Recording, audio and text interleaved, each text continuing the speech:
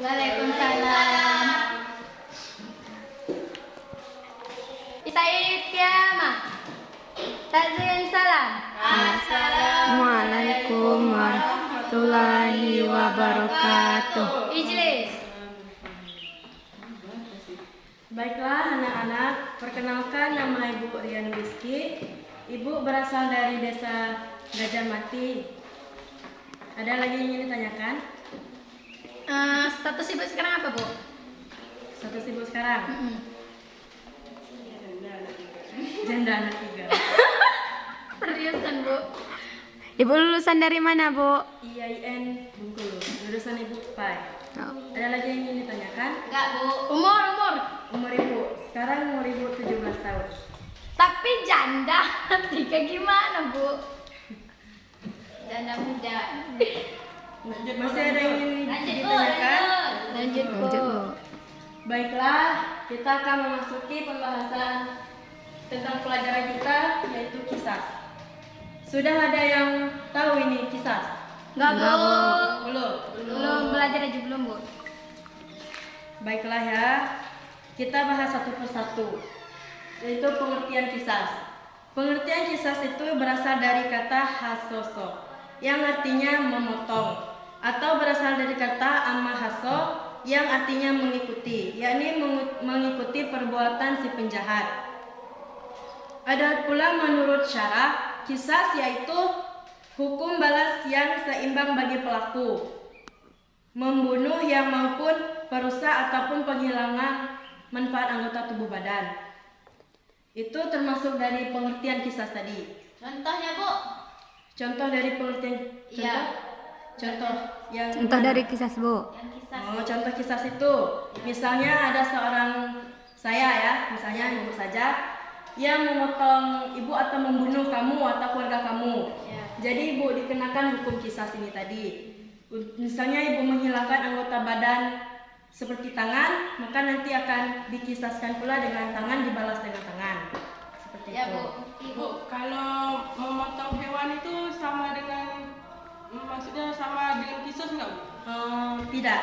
Berarti hanya berlaku pada Ya, manusia? hanya berlaku pada manusia. Itu juga perbedaannya ya, manusia dengan hewan itu tadi. Cuman boleh dikisahkan untuk berlaku kepada manusia saja, tidak berlaku kepada hewan. Ya, Bu. Oh, ya, Bu. Sampai sini sudah paham? Ya, Bu. Ada pula dari sumber lain ya. Pengertian kisah itu juga melakukan pembalasan yang setara, sederajat ya. Ya, Bu. Kemudian masuk ke macam-macam kisah. Macam-macam kisah itu dibagi menjadi 2. Yang pertama kisah pembunuhan, yaitu merupakan hukum bagi pembunuh atau tindak pidana pembunuh. Mengerti? Coba ulang lagi, Bu. Yang lagi, Bu. Pembunuh. Kisah itu pembunuh, yaitu merupakan hukum bagi pembunuh atau tindak pidana pembunuh. Maksudnya kisah ini tadi kan dibagikan menjadi 2. Ya, yang pertama tadi kisah pembunuh, yaitu si pembunuh ini mendapatkan kisah atau balasannya yang setimpal. Ada hukum yang bagi pembunuhnya ini tadi. Yang kedua ada kisah anggota badan, yakni hukum bagi pelaku tindak pidana melukai atau merusak anggota badan atau menghilangkan manfaatnya.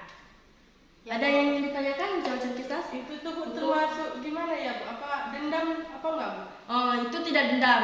Itu kan kisah. Kisah itu kan pembalasan yang setimpal ya. Berarti ada hukumnya. Seorang yang membunuh dengan menghilangkan anggota badan itu beda ya. Perbedaannya yang bagi pembunuh ini, jika misalnya seorang keluarganya ya tidak terima, jadi si pembunuh ini tadi boleh dihukum mati. Nyawa dibalas dengan nyawa. Nah, kalau kisah yang kedua ini tadi, kisah anggota badan. Jadi jika menghilangkan anggota badan, seperti yang Ibu katakan yang pertama tadi di pengertian kisah ini tadi, ada macam-macam kisah yang anggota badan ya. Ini jika pelaku merusak anggota badan seperti merusak tangan atau menghilangkan tangan, maka tangan dibalas dengan tangan. Jika dia merusak mata, maka mata dibalas dengan mata, gigi dibalas dengan gigi, telinga dibalas dengan telinga. Sudah mengerti? Mengerti, Bu. Ada yang ingin ditanyakan dari macam-macam kisah pengertiannya tadi? Tidak, Bu. Tidak, Bu. Tidak. Lanjut ya di hukum kisah. Bu, Rima mau bertanya, Bu. Silakan. Ada yang ingin ditanyakan? Ada yang ingin ditanyakan dari macam-macam kisah ini? Bu, saya belum paham yang dua tadi. Yang kedua kisah anggota badan. Iya, Bu. Nah, itu maksudnya hukum bagi pelaku tindak pidana melukai atau merusak anggota badan. Oh, maksudnya kayak gini, Bu. Dia membunuh atau apa?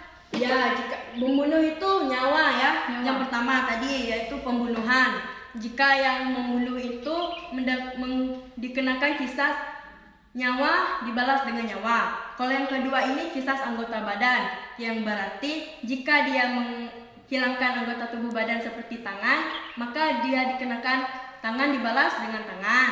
Jika dia menghilangkan telinga, maka telinga dibalas dengan telinga. Sudah paham? Paham, Bu. Kalau balasannya nggak setimpal gimana, Bu? Iya, Bu. Harus timpal. Kalau dia nggak mau, Bu. Itu kan hukum itu kan dikasih kepada pihak keluarga. Ya, hak untuk pihak keluarga. Oh ya, Bu. Ya. Iya, Bu. Sudah mengerti? Udah, Bu.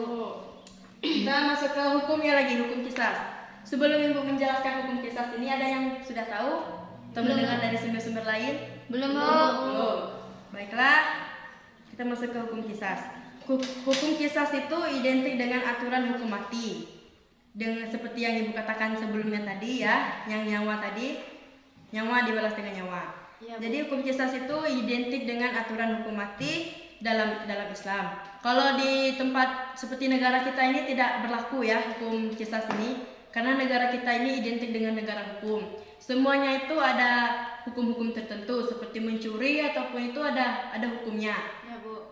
Kalau kisah ini menurut dalam Islam ada tuh di negara Indonesia ini, di Aceh kalau nggak salah Ibu, itu sudah ditetapkan hukum Islam ya. Iya, Bu. Iya, Bu. Menurut hukum Islam kan? Ya, Bu.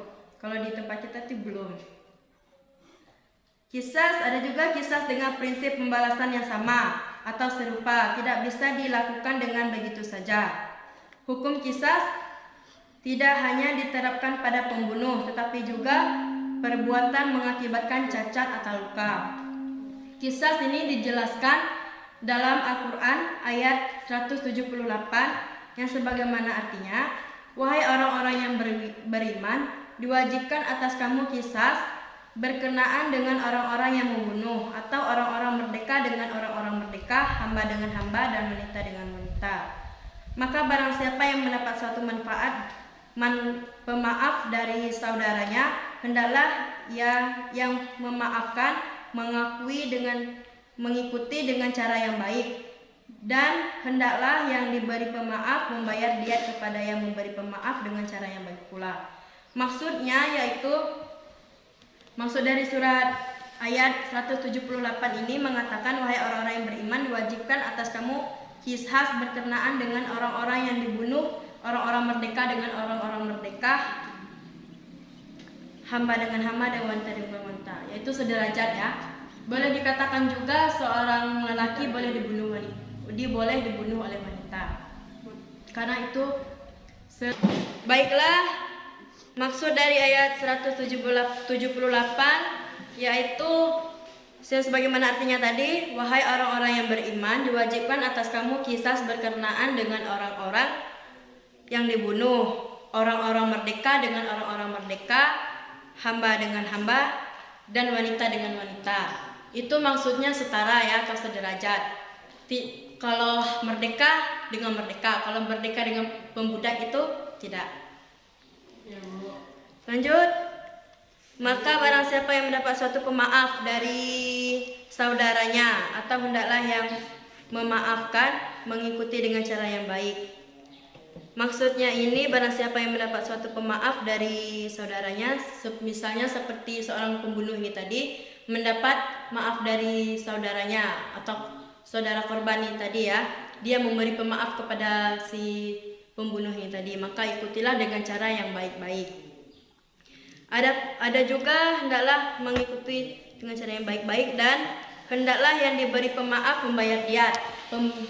Memberi pemaaf membayar diat ini tadi, yang pembunuh ini tadi kan dia membayar diat. Diat itu berupa denda ya. Bu, diet apa, Bu? Denda. Oh, denda. Ya, denda. Dengan itu Bu, bayar dendanya harus setara dengan apa yang dibunuh. Iya. Apa yang telah dilakukan? Ya, apa yang telah dilakukan. Betul, betul. Oh, iya, Bu. Kalau hanya memaafkan saja tidak dibayarkan denda gimana? Itu terserah ya dari keluarga ini tadi. Berarti Bu, kalau nggak dikisah nggak apa-apa Bu. Kalau keluarga yang dibunuh tadi memaafkan nggak apa-apa kalau nggak dikisah Bu. Nggak apa-apa. Oh. Nggak apa-apa.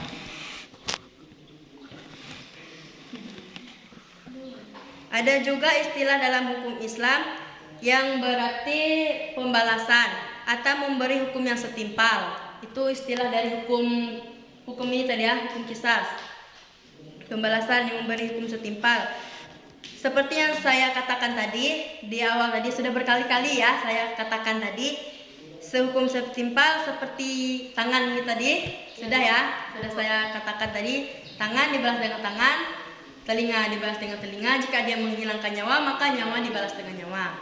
Itu setimpal, hukumnya harus setimpal. Wajib berarti enggak? Tidak wajib. Ya.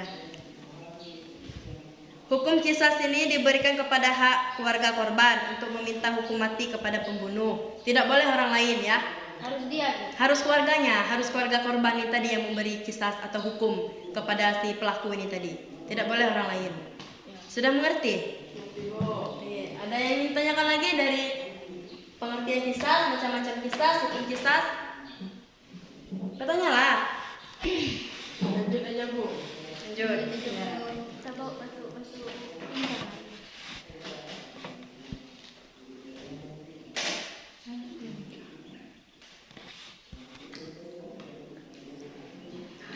Lanjut ke syarat-syarat qisas.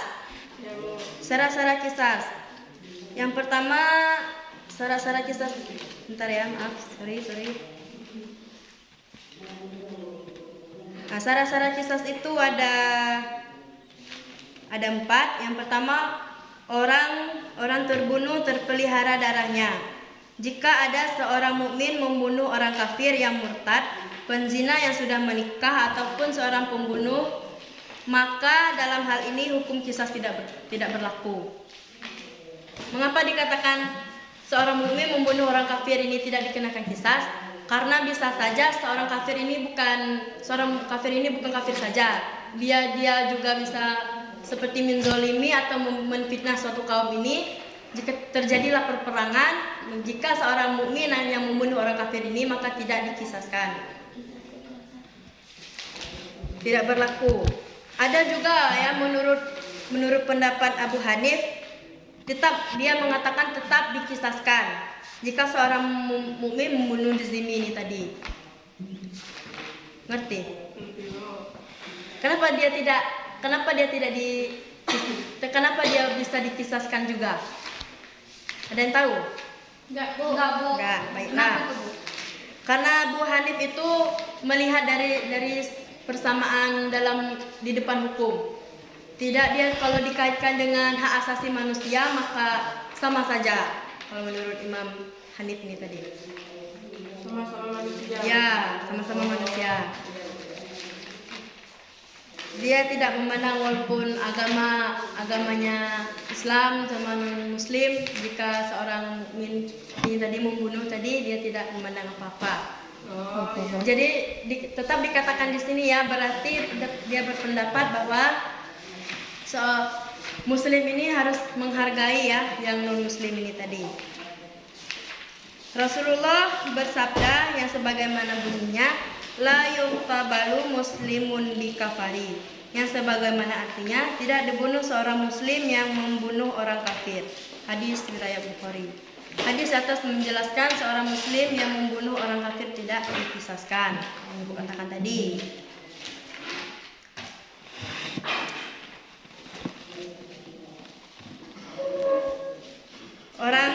di atas juga menjelaskan bahwa orang kafir itu terbagi menjadi dua. Yang pertama kafir harbi yang boleh dibunuh.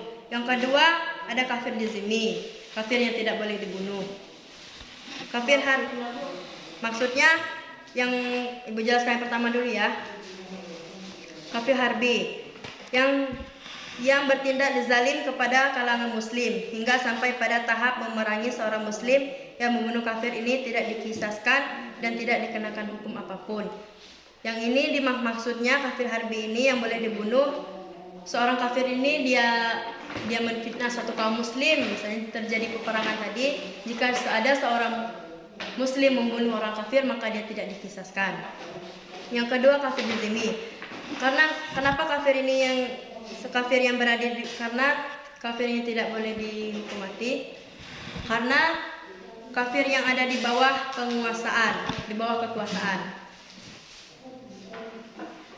Ada juga yang kedua pembunuh sudah balik atau berakal. Ini termasuk syarat-syarat kisas. Jika dia belum berakal tidak dikisaskan. Kalau dia belum balik belum dikisaskan. Ya, itu tidak termasuk syarat-syaratnya tadi. Ada yang ketiga itu pembunuh bukan bapak atau orang tua. Jika ada seorang bapak membunuh anaknya maka dia tidak dikisaskan. Kenapa tuh? Kenapa tidak orang tua itu membunuh anaknya tidak dikisaskan? Ya. Karena seorang bapak itu punya kewajiban terhadap anaknya itu. Tidak dikisaskan tapi dia juga mendapatkan hukum. Ya, hukum tazir namanya. Itu merupakan hukum yang ditetapkan oleh hakim ya. Ada yang ingin ditanyakan? Tidak, Bu. Bertanyalah.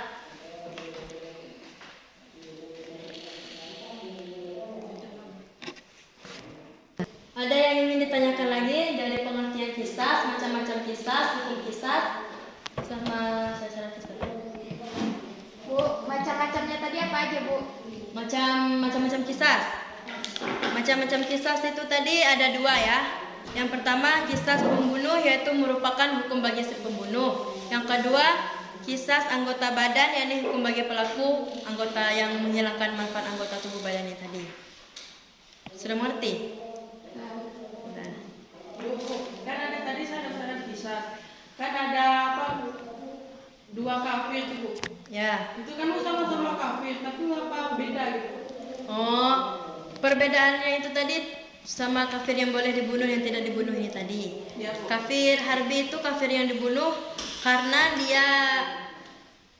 dia itu bukan seorang kafir saja. Bisa jadi dia menyebar fitnah kepada kaum muslim ini tadi terjadi suatu peperangan.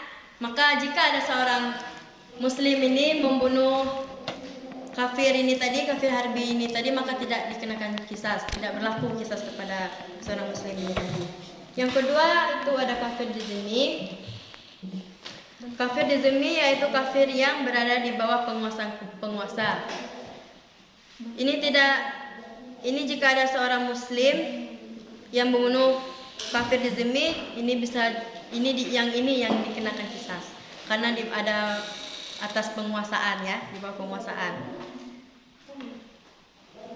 Lanjut ya, yang pembunuh bukan bapak ini tadi. Kamu tadi bertanyakan kenapa seorang bapak tidak dikisaskan tadi? Iya, Bu. Itu karena seorang bapak jika membunuh anaknya tidak dikisaskan karena seorang bapak itu mempunyai hak terhadap anaknya.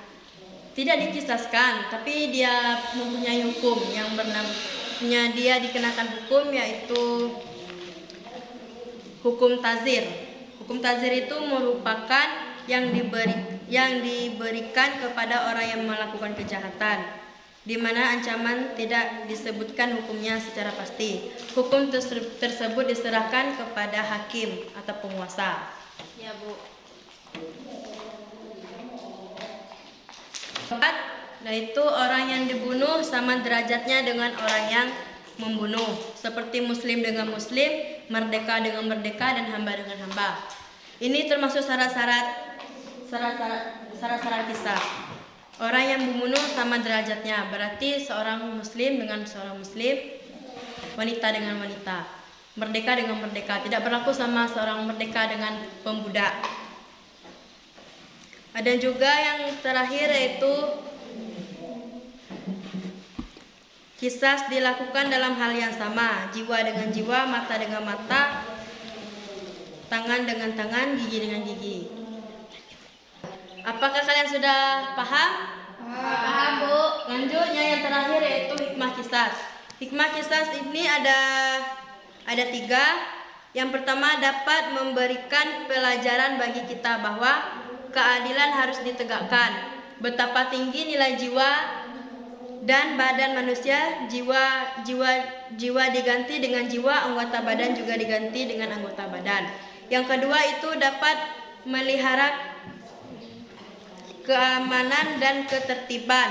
Karena dengan adanya kisas, orang akan berpikir lebih jauh ya, akan melakukan tindakan pidana pembunuhan. Yang ketiga dapat menjaga pertentangan dan permusuhan yang mengandung terjadinya pertumpahan darah. Dalam konteks ini, kisas memiliki andil besar membantu program dalam usaha memberantas berbagai ancaman praktek kejahatan. Ada yang ingin ditanya lagi? Bu, udah, Bu. Paham, Bu. Sudah. Jadi kesimpulannya apa, Bu? Nah, kesimpulan dari yang kita bahas ini, kita dapat mengetahui ya dari pengertian kisas, macam-macam kisas, hukum kisas, syarat-syaratnya, hikmah kisas. Ya, Bu. Tidak ada lagi yang ditanyakan? Tidak, Bu. Baiklah, mungkin itu saja yang Ibu dapat sampaikan. Lebih dan kurangnya Ibu minta maaf kepada Allah. Ibu mohon ampun. Ibu akhiri, wassalamualaikum warahmatullahi wabarakatuh. Waalaikumsalam warahmatullahi wabarakatuh.